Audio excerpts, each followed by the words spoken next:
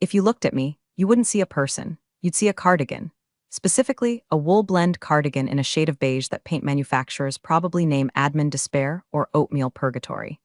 I am 45 years old, I drive a Honda Civic that has never exceeded the speed limit, and I eat a turkey sandwich on whole wheat at exactly 12:15 p.m. every single day. To the people at Transregional Logistics, I am Amanda from Compliance. I am the buzzkill. I am the woman who sends passive-aggressive emails about font sizes and proper filing conventions. I am the gray rock of the office, a term usually reserved for dealing with narcissists, but in my case, it's a professional survival strategy. My boss, Greg, thinks I'm an idiot. Greg is the vice president of operations, a title that implies he operates things. Only thing Greg operates is his mouth and an espresso machine that costs more than my first car. He's one of those guys who wears a suit jacket with jeans to look approachable, but screams at the interns if his sparkling water isn't chilled to absolute zero. He treats the office like his personal fraternity house, and I'm the house mother he can't wait to put in a home. Amanda, did you really need to CC legal on the toner request? Greg asked me this morning, leaning against my cubicle wall. He smelled like expensive cologne and desperation. It's a vibe killer, okay? We're trying to disrupt the logistics space, not drown it in paperwork. Policy requires a paper trail for all supply expenditures over $50, Greg, I said, not looking up from my monitor. My voice was flat monotone. I practiced this voice in the mirror. It's the voice of a woman who has given up on joy. You're a riot, Mandy. A real riot. He snorted, pushing off my wall and leaving a smudge on the fabric. Don't forget the all-hands meeting at 2. Try to look alive. I'm unveiling the new transparency initiative. It's going to be huge. He walked away, high-fiving a sales rep named Kyle, who looks like he was 3D printed by a frat house. I waited until Greg was exactly 20 feet away before I typed a 14-digit code into a terminal that looked like a standard Excel spreadsheet, but was actually a masked interface for the Department of Defense. See, Greg thinks Transregional Logistics moves auto parts. He thinks we ship mufflers to Detroit and brake pads to Toledo. And we do. About 60% of our inventory is legitimate, boring car parts. It's the perfect cover. The other 40%? That's my department. I don't move mufflers. I move decommissioned guidance chips for ballistic missiles. I move volatile chemical compounds used in drone fuel cells. I move things that don't have names, just alphanumeric designations that would make a TSA agent faint. I am not a compliance officer. I am a Class 5 government liaison with a clearance level that would allow me to legally shoot Greg if he tried to look at the screen currently open on my laptop. But I can't tell them that. To them, I'm just boring Amanda. It's a lonely life, honestly. You sit there, holding the safety of the eastern seaboard in a spreadsheet, while people discuss The Bachelor over the cubicle walls. Sometimes I just want to scream, I'm not routing toilet paper. I'm routing thermal detonators, you absolute walnuts. But I don't. I just listen to stories on my earbuds to keep from losing my mind. Speaking of which, since we're getting into the classified stuff here, take a second to hit that subscribe button and thumbs up. It helps the algorithm know you like hearing about corporate idiots almost causing nuclear winter. And frankly, it makes me feel less like I'm shouting into the void. Thanks. Anyway, back to the vibe killer. The red folder sits in the bottom drawer of my desk. It's not actually red, that would be too obvious. It's a black binder labeled OSHA Regulations 1998 to 2004. No one in the history of corporate America has ever voluntarily opened a binder with that title. It is the perfect camouflage. Inside that binder are the hard copy verifications for the ghost routes. These are the transport paths that don't exist on public GPS. They are the routes our specialized trucks take when they are carrying something that goes boom. Today, the binder contained the manifest for Project Copperhead. On the surface, Project Copperhead looked like a shipment of industrial surplus lithium batteries heading to a recycling plant in Virginia. In reality, it was a transport of unstable tactical warheads being moved to a secure disassembly site. The protocols are strict. The digital file is encrypted. Screen has a polarizing filter so you can't read it from an angle. And most importantly, never, under any circumstances, is this data to be displayed on a non-secure network. I was reviewing the Copperhead route, double-checking the bridge clearance heights because tactical trucks are 6 inches taller than standard rigs when Greg breezed by again. Hey Mandy, he said, popping his head over the partition. I need your laptop. I froze. My hand hovered over the panic. A small, unmarked button disguised as the F12 key. Excuse me? My laptop is doing that spinning wheel of death thing, Greg said, rolling his eyes, and IT is at lunch. I need to project the quarterly stats for the meeting. Just let me borrow yours. I'll plug it into the HDMI in the conference room. Boom, done. No, I said. It was the firmest I'd spoken in 3 years. Greg laughed. It was a cold, ugly sound. Excuse me? No, I'm the VP, Amanda. I'm not asking. We're a team. One team, one dream, remember? Don't be such a hoarder. Just bring it to the conference room. Greg, my machine contains sensitive compliance data that is not formatted for public viewing, I said, trying to use the corporate speak he understood. It's not compatible with the projector. You and your sensitive data, he mocked, making air quotes. What is it? Social security numbers of the janitors? I don't care. I just need a browser and PowerPoint. Bring it now. He walked away before I could argue. I sat there for a moment, my heart hammering against my ribs.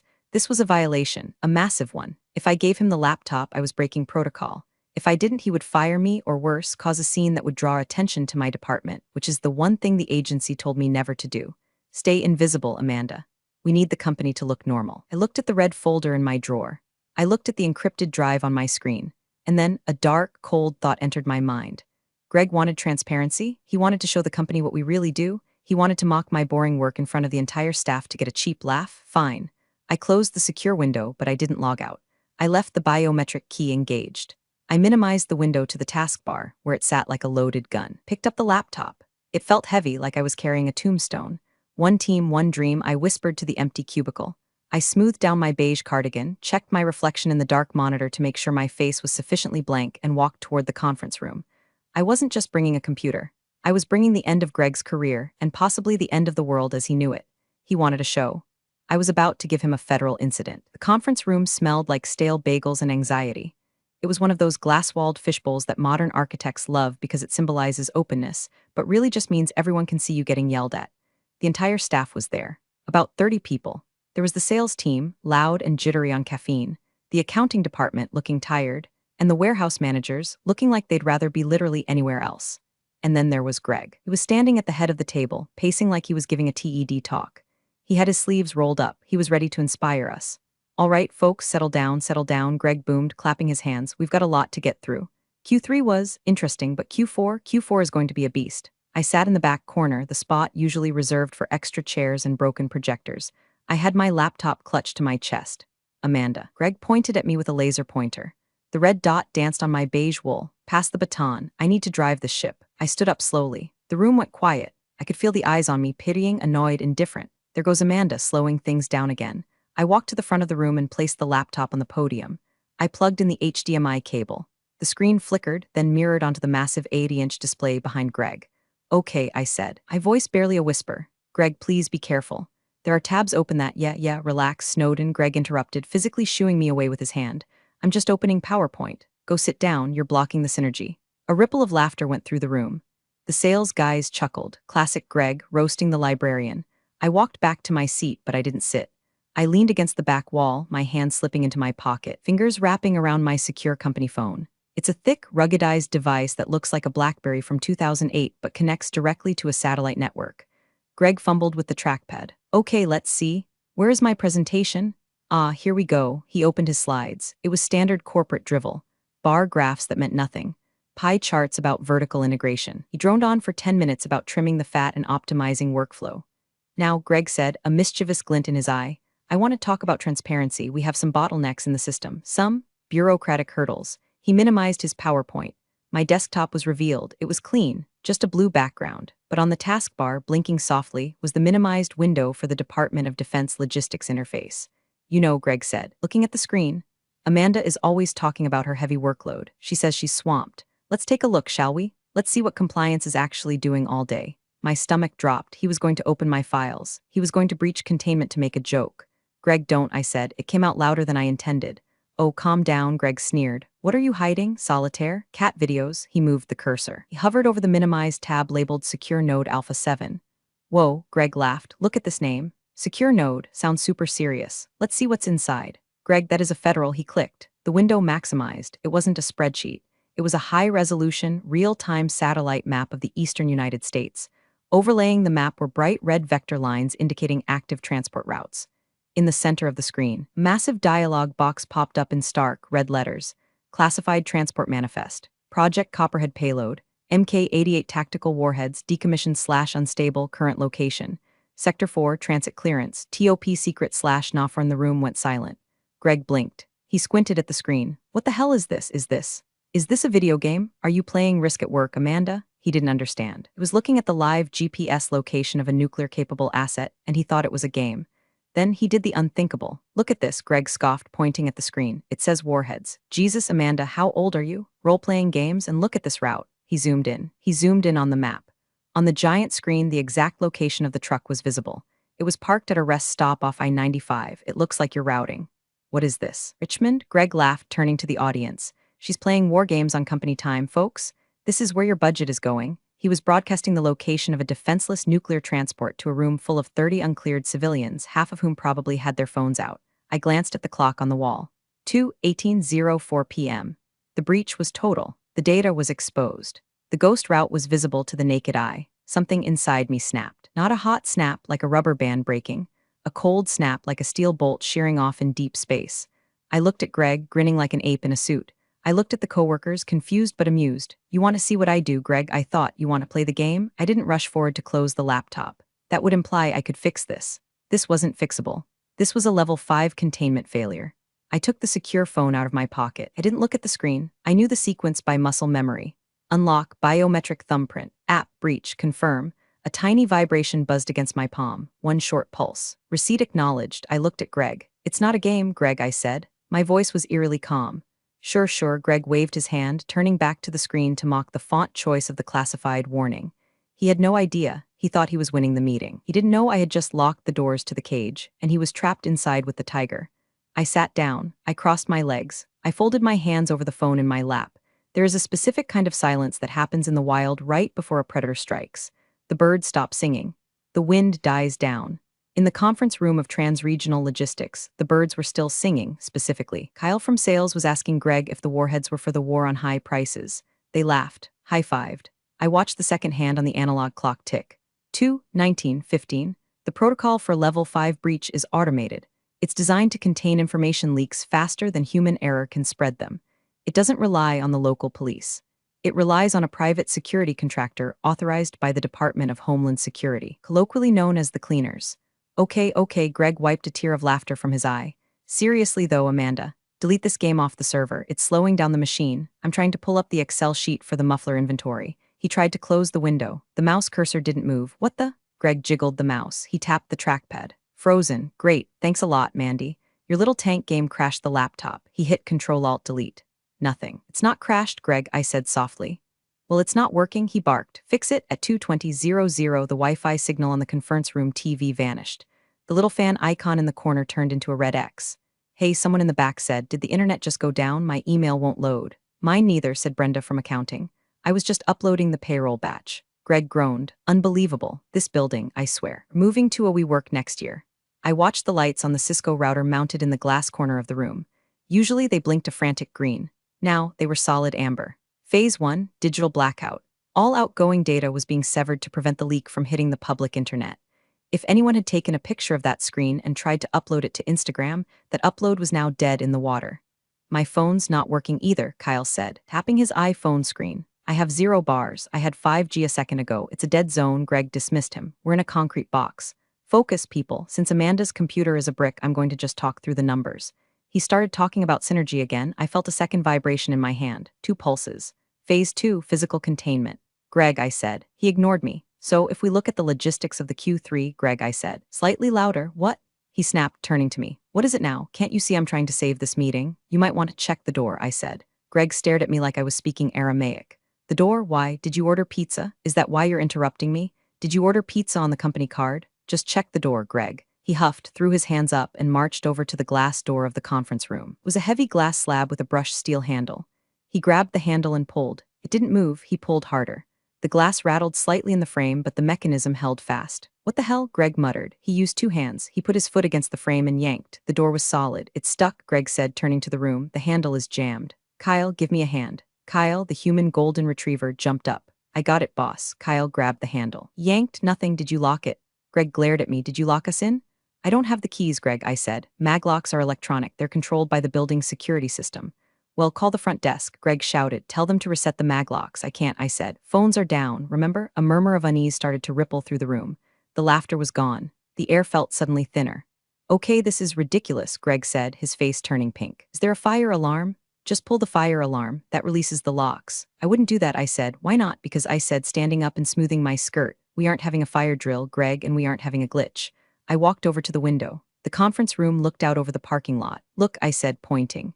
Greg and half the room rushed to the glass. Outside, the parking lot was empty. but at the main entrance gate. Massive yellow steel bollards, the kind used to stop truck bombs, were rising out of the pavement. Heavy steel shutters were rolling down over the main entrance of the building downstairs. We could hear the faint thrum-clank of the shutters engaging. "What is happening?" Brenda whispered, clutching her notebook. "Is it an active shooter?" Panic flared in their eyes. Active shooter drills were the only context they had for this. "No," I said, "it's not a shooter." I turned back to the room. I let my shoulders drop. I let the compliance Amanda mask slip off just a little. My posture straightened. My eyes went cold. "It's a containment protocol," I said, "because someone unauthorized just accessed a top-secret Department of Defense logistics manifest." I looked directly at Greg. "You wanted to see what I do, Greg? You're seeing it. You just triggered a federal lockdown." For 3 seconds, nobody moved. They just stared at me. It was as if the office ficus had suddenly started reciting Shakespeare. "Federal lockdown?" Greg laughed, but it was a nervous, high-pitched sound. "Okay, very funny. You're really committing to this bit, Amanda. What is this, a prank? Did you hire actors? Is Ashton Kutcher gonna jump out?" "Look at the screen, Greg," I said, gesturing to the giant display behind him. He turned. The map was gone. The Warhead's manifest was gone. The screen was now entirely black, except for a single, pulsating logo in the center. The Department of Homeland Security seal, and beneath it, a timer counting down from 4500. "That's a screensaver," Greg said, his voice wavering. That's just a graphic." Thunk. The overhead fluorescent lights cut out. The room plunged into darkness for a heartbeat before the emergency red mood lighting flickered on. The hum of the AC vents died, replaced by the deep, pressurized hiss of the air scrubbers sealing the intake. "Oh God," Brenda started to hyperventilate. We're trapped. We're trapped in the dark. Everyone stay calm." Greg shouted, trying to find his VP voice in the red gloom. "It's a power outage, that's all. The shutters are storm precautions. It's automatic. It's sunny outside," Kyle pointed out, his voice trembling. "Shut up, Kyle," Greg snapped. He pulled out his cell phone again, frantically tapping the screen. "Why won't this damn thing connect? I need to tweet the utility company." "There's a localized signal jammer active," I said. I walked over to the head of the table, Greg's spot. I sat on the edge of the desk. "It blocks all cellular and Wi-Fi frequencies to prevent data exfiltration. Nothing goes in or out until they clear the site." "Who is they?" asked Sarah, a young marketing coordinator who was hugging her knees. "People coming to see why Greg projected a nuclear transport route onto a wall," I said. Greg spun around, his face a mask of sweat and red light. "Stop saying that. I didn't project a nuclear route. I projected a spreadsheet. You hacked it. You put that image there to embarrass me." He was spiraling, denial. The first stage of grief for his career. "Greg," I said, my voice cutting through his panic like a scalpel. "You took my laptop. You ignored my verbal warning. You bypassed the minimize tab warnings. And then you zoomed in on a classified asset. There are cameras in this room. The webcam on my laptop was active. They saw everything." "Who saw?" Greg screamed. "Who's watching us?" "Defense intelligence," I said, "and probably the NSA by now." Greg backed up until he hit the whiteboard. He looked like a trapped rat, but I'm the VP. I have authorization. I run this building. "You run a logistics hub for mufflers," I corrected him. "You do not have clearance for Project Copperhead. In fact, by forcing me to display that data, you've technically committed a violation of the Espionage Act." The room gasped. "Espionage?" Greg squeaked. "I love America. I have a flag on my porch." "Intent doesn't matter with level 5 data," I said, reciting the handbook I'd memorized 10 years ago. "Unauthorized disclosure is unauthorized disclosure. Negligence is not a defense."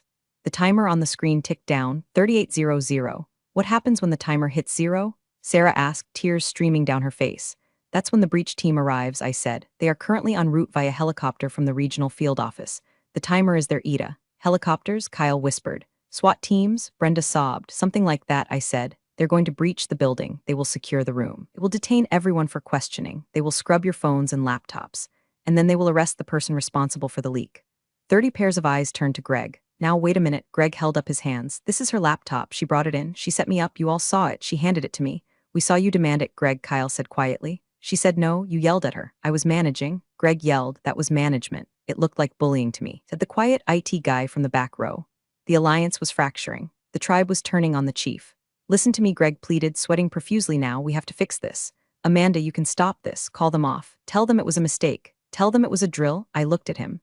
I looked at the man who had made my life a misery of micromanagement and condescension for 5 years. The man who called my work boring.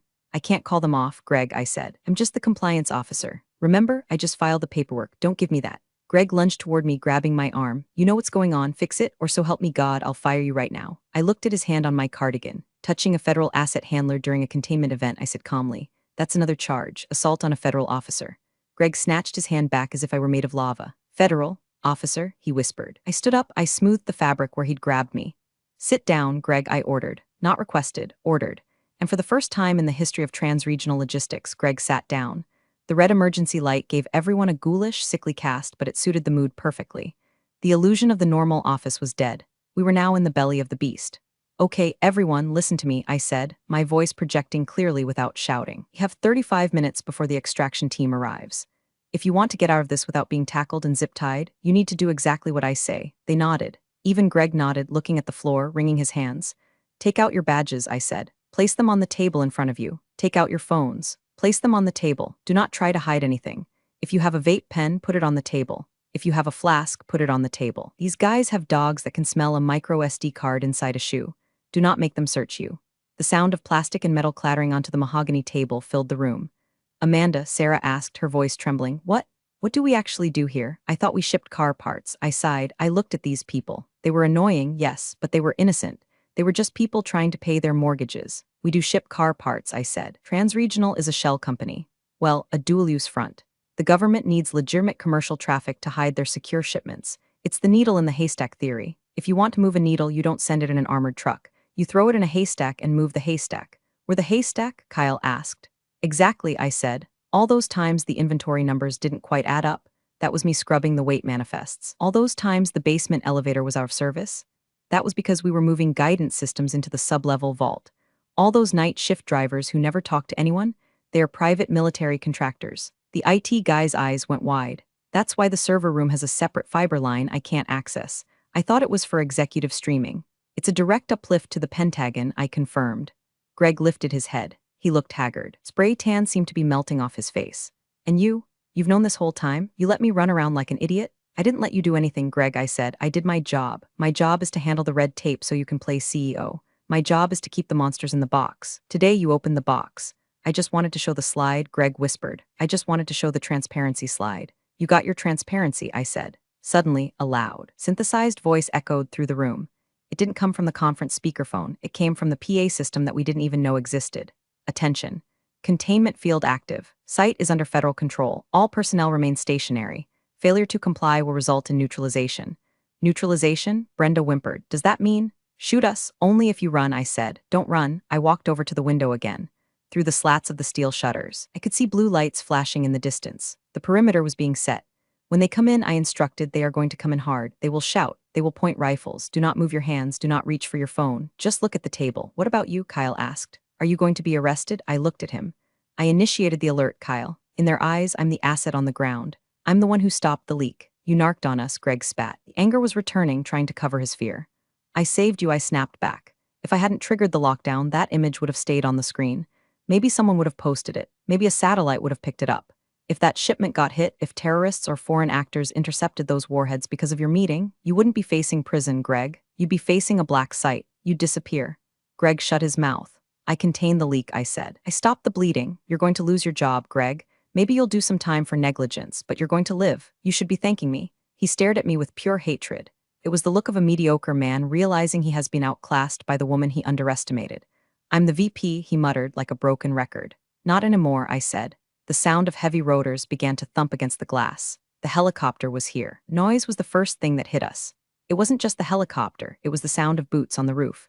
Dozens of them, heavy rhythmic thuds that shook the ceiling tiles dust loose. Then came the sound of the stairwell doors being breached. Boom, boom, crash. Oh my God, Sarah cried, curling into a ball under the table. Stay visible, I commanded. Sarah, get out from under there. If they can't see your hands, they assume you have a weapon. She scrambled back into her chair, shaking like a leaf. The door to the conference room, the one Greg couldn't open, didn't just open. It exploded inward, not with explosives, but with a battering ram that shattered the magnetic lock mechanism. The glass spiderwebbed and rained down onto the carpet. Hands, show me hands. Heads down now. 6 men in full tactical gear, black helmets, face masks, body armor, no insignias, poured into the room. They moved like water, flowing around the table, weapons raised. Laser sights swept across our backs, painting the room in dancing red dots. Down, heads on the table. I put my hands flat on the table and lowered my head, but I kept my eyes open. I watched Greg. Greg was paralyzed. He was sitting upright, staring at the muzzle of an M4 carbine pointed at his nose. Get down, the lead operator screamed at him. I'm the vice president, Greg shouted back, his voice cracking. You can't do this, I want to see a warrant. Who is your supervisor? It was the ultimate let me speak to your manager moment, delivered to a man whose job description was state-sanctioned violence. The operator didn't argue. He didn't produce a warrant. He simply stepped forward, grabbed Greg by the back of his expensive suit jacket, and slammed him face first onto the mahogany table. Crack. Greg's nose met the wood. He screamed. Subject secured. The operator yelled, "We have the hostile. I'm not a hostile." Greg gurgled into the table, blood starting to pool under his face. "I'm a taxpayer." Another operator moved down the line, zip-tying our wrists. He got to me. He saw the beige cardigan. He saw the face of the woman who had bored him to tears in the personnel files. He paused. He looked at the phone on the table in front of me, the secure, ruggedized device. He tapped his earpiece. "Command, I have the handler. Target is secure. Confirm status?" He listened for a second. "Copy that." He didn't zip-tie me. "Ma'am," he said, his voice modulated by the mask. "Please stand up." Slowly, I stood up. The rest of the office gasped. Kyle, his face pressed against the table, looked up at me with wide, terrified eyes. Is she with them?" he whispered. Silence, an operator barked. The lead operator, the one holding Greg down, looked over at me. "Agent?" "Excuse me, Miss Miller. Can you confirm the source of the breach?" I looked at Greg, pinned like a butterfly. "The source is the individual you have secured," I said, my voice steady. "Gregory P. Henderson. He commandeered a secure terminal, bypassed verbal warnings, and broadcasted manifest Copperhead to uncleared personnel. He acted alone. He acted against protocol and overrode my direct objection," I said. "The staff here," I gestured to the trembling coworkers, "are witnesses. They are not combatants. They were just watching the slideshow." "Understood," the operator said. He leaned down to Greg's ear. "Mr. Henderson, you are being detained under Title 18 of the United States Code, Section 793. Gathering, transmitting, or losing defense information." "Losing?" Greg sobbed. "I didn't lose it. It was on the screen." "Get him up," the operator ordered. Two men hauled Greg to his feet. His nose was bleeding. His tie was crooked. He looked small. He looked like exactly what he was, a man who thought his title made him a king, finding out he was just a pawn. "Amanda," Greg screamed as they dragged him toward the door. "Amanda, tell them I'm a good guy. We had drinks at the Christmas party." "Amanda, I didn't say anything. I just watched him go." As they dragged him through the shattered glass door, he looked back at me one last time. The look wasn't anger anymore. It was pure confusion. He still didn't understand how the boring lady had just ended his life. "Check the rest for devices," the lead operator commanded. "Scrub everything. I want this room sterile." The silence after Greg was dragged out was heavier than the noise of the breach. The operators moved efficiently. They brought in a large, black Pelican case. It was a mobile EMP device and data shredder. "All personal devices are compromised," the lead operator announced, "are seizing them for forensic analysis. You will be issued reimbursement forms." "My photos?" Sarah whispered. "My wedding photos are on that phone." "Should have used the cloud, ma'am," the operator said coldly, dropping her rose gold iPhone into the shredder bag. I stood by the window watching. The compliance Amanda was gone. I was just Amanda. The lead operator walked over to me. He removed his helmet. He was younger than I expected, maybe 30, with tired eyes. "Miss Miller," he said, "good reaction time on the breach. We clocked the shutter deployment at 45 seconds post-exposure. That probably saved the shipment." He was zooming in on the vector lines, I said, taking a cigarette out of my pocket. "I don't smoke in the office. Today I made an exception." He thought it was a video game. They always do, the operator sighed. "Civilians, no situational awareness." He lit my cigarette for me with a Zippo. "What's the play here?" he asked, keeping his voice low so the staff couldn't hear. "Do we burn the site? Headquarters is asking if we need to dissolve Transregional. If the cover is blown, we can relocate the logistics hub to the other city. We can have this place shut down by morning." I took a drag. The smoke filled my lungs, sharp and grounding. I looked at the room. Kyle was crying quietly. Brenda was staring at the wall. The IT guy was trying to clean his glasses with shaking hands. If we burned the site, they all lost their jobs. No severance, just a confusing NDA and the unemployment line. Greg was the villain, not them. They were just the audience. "No," I said. "The cover isn't blown. They don't know what they saw. They just know Greg screwed up and the feds came. We can spin this." "Spin it how?" "Corporate espionage," I said. "We tell them Greg was selling data to a competitor. The lockdown was a counterintelligence sting. We make Greg the thief, and the government the heroes who saved the company's IP." The operator nodded slowly. "That works. It keeps the classified nature of the cargo out of it. Just makes it look like high-stakes business drama." "Exactly," I said. "Let them keep their jobs. They're good at moving the mufflers. They provide good cover." "Your call, ma'am," he said. "I'll relay to command." He turned back to the room. "Listen up," he shouted. The staff jumped. "This site is now secure. The hostile has been removed. You have all been witness to an act of industrial espionage and data theft by your former vice president." A ripple of confusion, then relief. Industrial espionage. That they understood. That was a movie plot, not a nuclear war.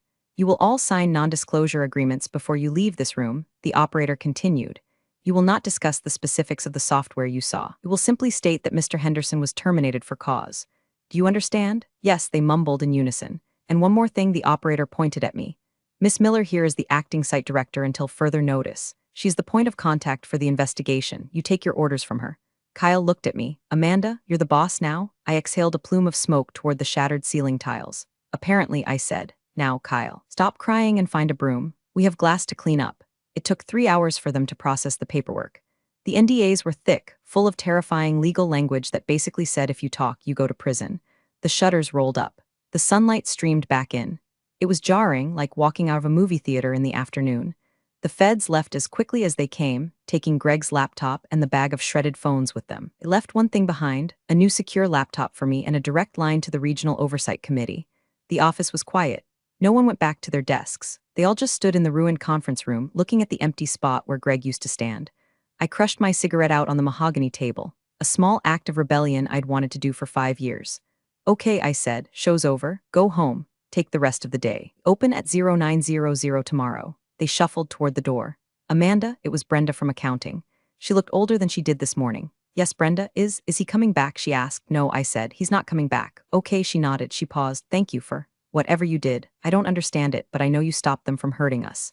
Just doing the paperwork, Brenda, I said. She left. I was alone in the wreckage. I walked over to the podium where Greg had tried to shine. I looked at the HDMI cable dangling like a dead snake. My phone buzzed, a text message on the new secure unit. Sender, control message, transit complete. Copperhead secure at disposal site. Good work, agent. I deleted the message. I walked back to my cubicle. It looked exactly the same. The beige walls, the sad fern, but it felt different. It wasn't a cage anymore. It was a command post. I sat down in my chair. I opened the bottom drawer and pulled out the red folder. I needed to file the incident report. For years, I had hated this job. I hated the secrecy. I hated the disrespect. I hated being the invisible woman, but today I realized something. Invisibility is a superpower. Greg wanted to be seen. He wanted the glory, and it destroyed him. I was content to be the wallpaper, and because of that, I was the most powerful person in the building. I logged into the system. The screen glowed blue. Welcome, Director Miller. I liked the sound of that. The next morning, the coffee machine was working, not the break room sludge pot, the Nespresso machine in Greg's old office. I moved my stuff in there around 8:30 a.m. I didn't ask for permission. I just took the keys from the maintenance guy, who looked at me with a mix of awe and terror, and opened the door immediately. I sat in Greg's leather chair. It was comfortable, even if it did smell faintly of his cologne and insecurity. The door was open. I could see the bullpen. The office was quieter than usual. There was no frat boy laughter, no throwing footballs. People were working, actually working. Kyle walked by. He saw me. He stopped. Good morning, Amanda? Miss Miller, he stammered. Good morning, Kyle, I said, sipping a darkly roasted espresso. Do we have the manifest for the Toledo shipment? Yes, ma'am, he said. On your desk in 5 minutes, make it 3, I said, on it. He practically ran. I turned to my computer. I had a new notification, a new shipment. Project Sidewinder payload, classified biological route, Southern Corridor. I cracked my knuckles. Most people think logistics is boring. They think it's just boxes and trucks and barcodes. They think the world is held together by politicians and armies. They're wrong. The world is held together by the people who make sure the dangerous things get from point A to point B without anyone noticing. It's held together by the invisible people in beige cardigans who know how to keep a secret. Greg thought this was a game. He thought he could play with the big boys. He forgot the first rule of the jungle. The loudest monkey is the first one eaten. I'm not loud. I'm just compliant. I approved the route. I locked the folder. I took another sip of coffee. Paperwork isn't boring. It's the only thing keeping the monsters in the box. And yesterday, I let one out just long enough to eat the idiot who tried to open the lid. I think I'm going to like being the boss. Thanks for watching, you cubicle warriors. Hit that subscribe button. Unless you're my old boss, then you're on your own. Revenge of the coffee pot strikes again.